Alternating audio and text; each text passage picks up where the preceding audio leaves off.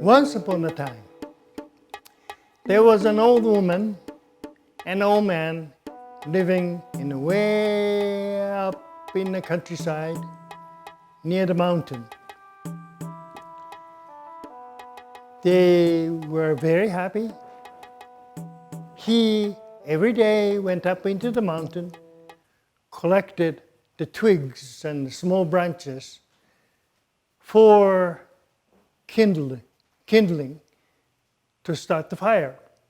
He collected them all, bundled them up, and carried them down and sold them in the market. That's how they were making living. His wife, the old woman, was doing as women always did, stayed home, cooked for him, cleaned the house, do the laundry. And they were very happy. Except one thing. They never had a child. They always wanted a child. They prayed to gods every day, please give us a child. But child never came. Nevertheless, they carry on happily.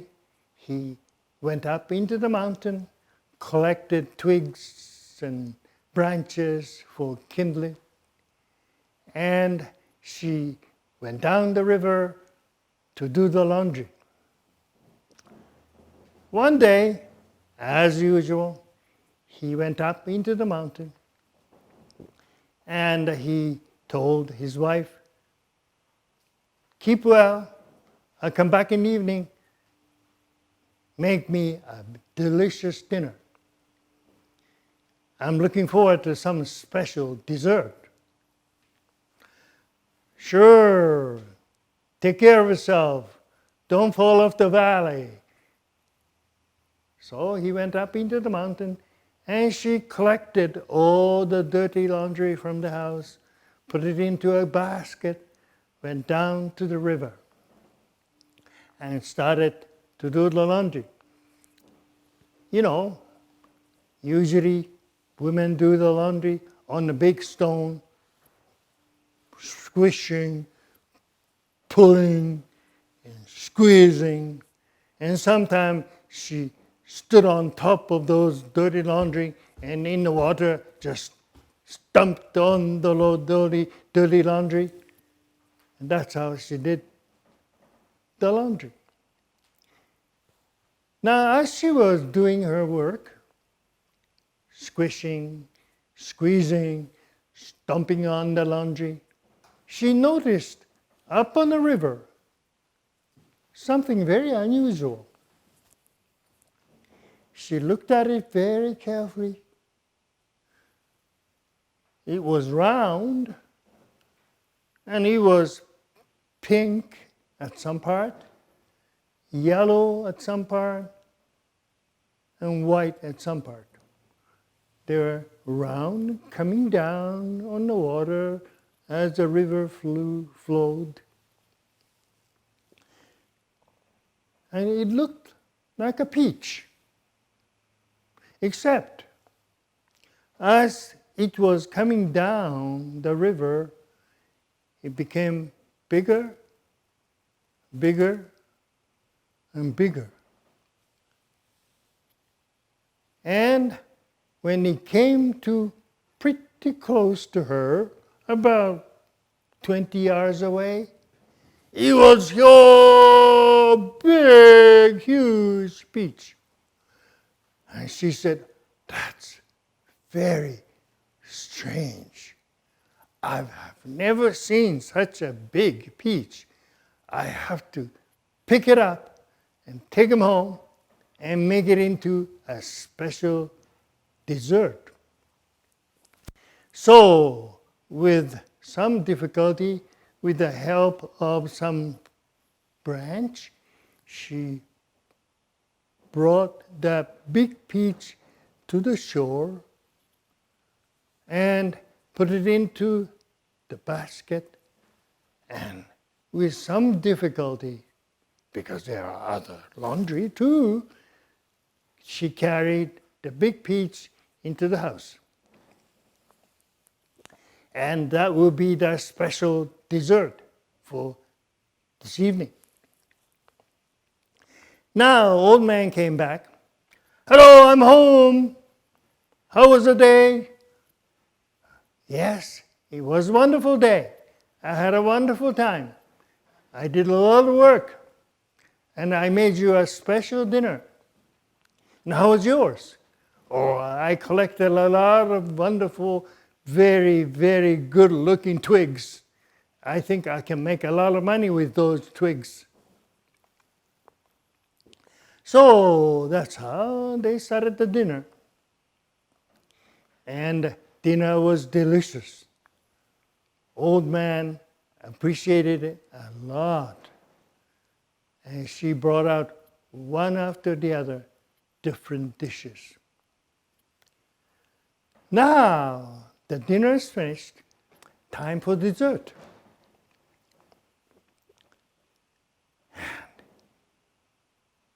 Do you know what she did? She brought the huge peach on a huge plate and put it on the table. And the old man could not believe it. Oh, that's a huge peach. Where did you buy it? No, I didn't buy it. It was a gift from a god. It came floating down the river. I just picked it up. But you didn't cut it. No, I just wanted you to see this special peach. So I didn't want to cut it before you saw it. Now I saw it. I'm interested in eating it. Okay, let's have it. So old woman brought up a huge butcher knife and she was about to cut it and put a knife on top of the peach a tiny bit. And then, the peach split into two. And you know what appeared from the peach? A baby boy. Baby boy was inside. And old man and the old woman were so surprised. And not only surprised, they were so happy. Oh, this must be the gift from a god, because we were good. Were we good? Yes, said the old woman. We were good. So God gave us a baby boy. They were so happy. They named the boy Momotaro. That means peach boy. So, good couple, old man and old woman, they're good people. So their being good was rewarded with a beautiful baby boy, Momotaro, the peach boy. As the years go by, the peach boy grew and grew and grew. He was a good-looking boy. He was healthy, and of course, the man and woman loved him. So he was happy, he was healthy. He was running around the mountain and the river and the field, and he was very healthy and tough, strong boy. As he became 13, which was a year in Japan, usually a boy becomes a man. They shaved front part of their head and tie the hair into what they call chommage, like sumo wrestler, special hair style. That was a ceremony they performed on the boy when he reached 13th year. So he was officially grown-up boy. So old man and old man asked him, now Momotaro, now you're a grown-up boy. Oh, no longer a boy, you're a grown-up man. What are you going to do? And Momotaro sat straight. And old man said, oh, he's going to ask something very, very good, or maybe very sad. So the man and woman asked Momotaro, oh, what do you want? What do you want to do? And Momotaro said, Father and Mother, you have been so good to me. And I'm a man now. I want to prove myself and to you as a good man. And old woman and old man said, oh, he's going to leave. And Momotaro said, Mother, I want you to make special lunch for me. Do you know what I like? I like kibidango. Kibidango is a special rice bowl which is sweet and mixed with another kind of grain called kibi. And a lot of people in Japan in olden times loved them. I'd like you to make kibidango. And Father, I want you to make me samurai costume. I would like to dress like a samurai. Oops. What else? I would like to lend me your family sword. Oh dear. But anyway, they loved the boy, so they gave Momotaro whatever he wanted. So next day, Momotaro dressed up as a samurai, carried a big sword, and carried a lot of kibidango, lunch, and was going to go. And the old man and the old woman said, Momotaro, where are you going? What are you going to do? I am a big man now. I'm a grown-up man. And I want to do something very, very good for not only for you, but for all the people in the village. I'm going out into Onigashima. Onigashima is a place known for the place where bad people lived. The ogres. They come into the village, steal everything, destroy all the crops, take all the treasures, and go back to the island. I'm going to that island to punish these bad people, bad ogres. But, said the old woman, they are big people. They are bad people. You are small. I'm not small, said Momotaro. I'm 13, grown-up man. But, no, I'm going there to punish these bad people and bring back everything they stole from the village. No, old man and old woman could not argue against that argument. So Momotaro set out. with a sword, samurai costume, and kibidango hanging on his hips. As he walked down the road, guess who started to follow him? A dog. A dog started to follow him. And Momotaro looked at the dog. Are you following me, dog? And dog said, yes, I'm following you. Why? I'd like to know what you're carrying on your hip that looks like a lunch. Yes, that's a special kibidango my mom made for me. Can you give me one? Of course not. It's my lunch. But if you give me one, I will do anything for you. I will be your servant. Give me one.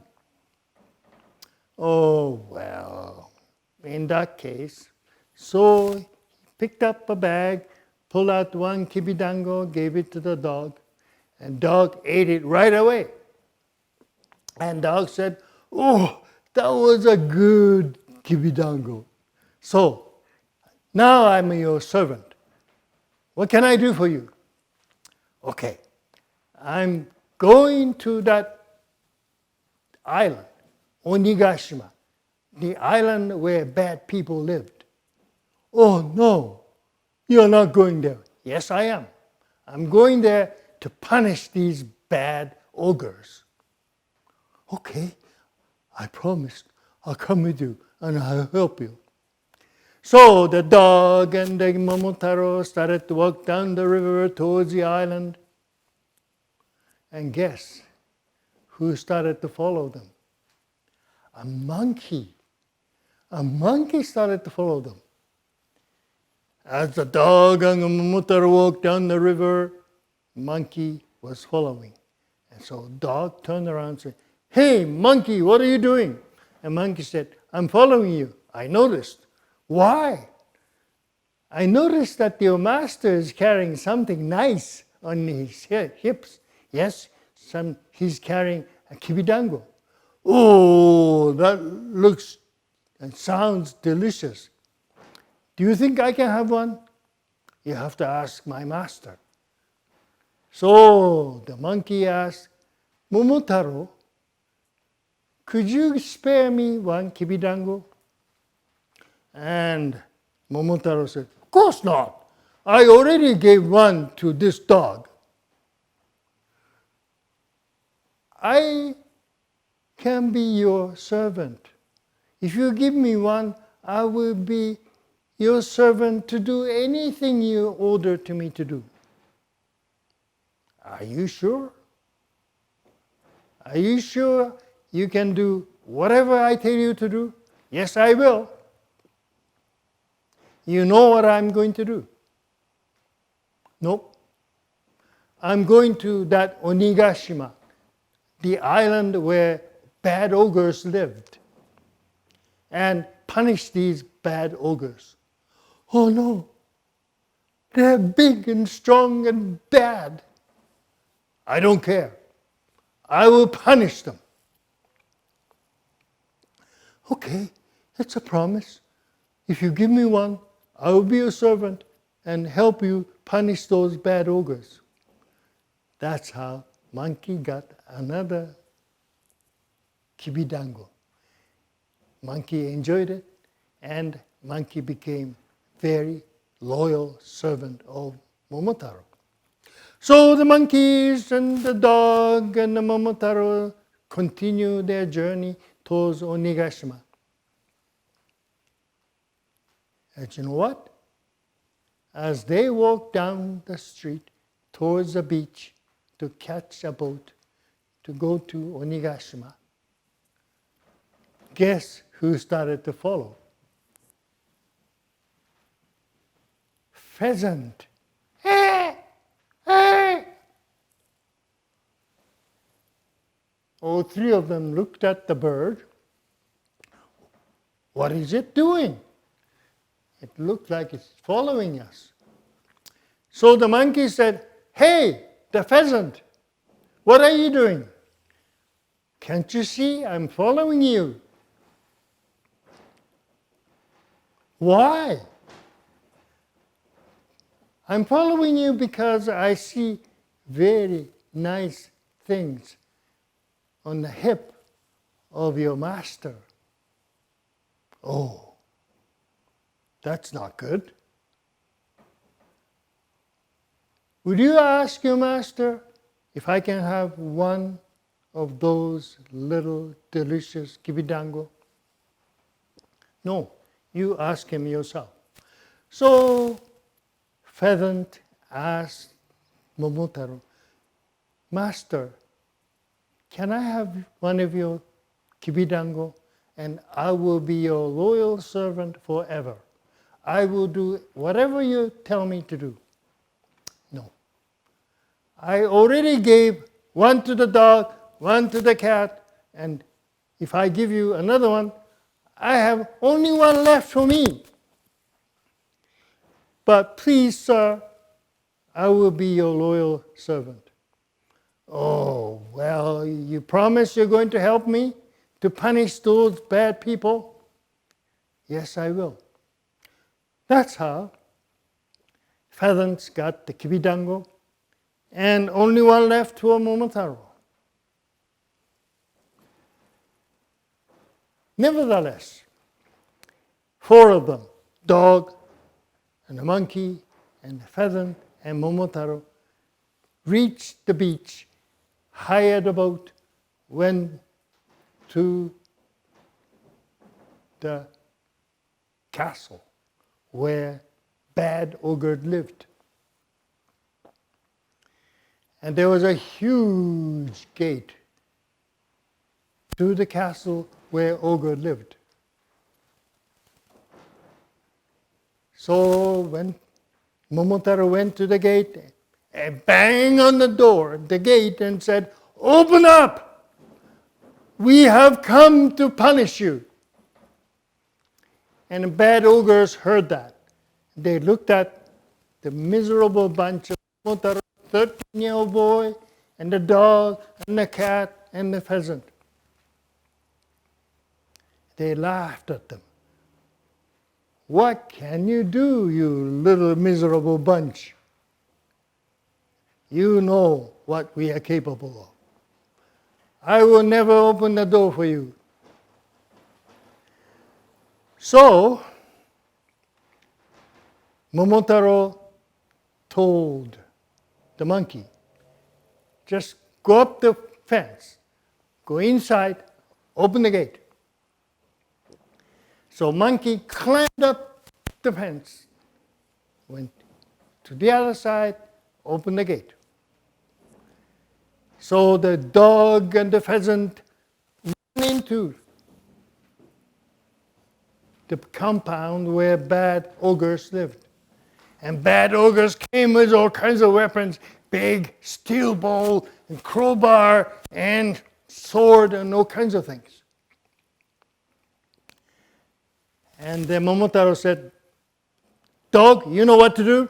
Pheasant, you know what to do." So dog went to these bad ogres and started to bite their legs. And the bad ogre said, "Oh, yeah, yeah, yeah, oh, yeah, yeah, yeah, yeah." And then as these bad ogres are suffering, Pheasant came down their faces, including their ears and eyes. And bad ogre said, "Hey, don't, I'll be blind." "That's the purpose of it. I will peck your eyes." Now, those bad big ogres could not fight back the dog and the cat, the monkey and the pheasant. So Momotaro drew the sword and showed it to the bad ogres and said, "Now, are you going to surrender?" "Yeah, yes, sir. Yes, sir. I will do anything for you."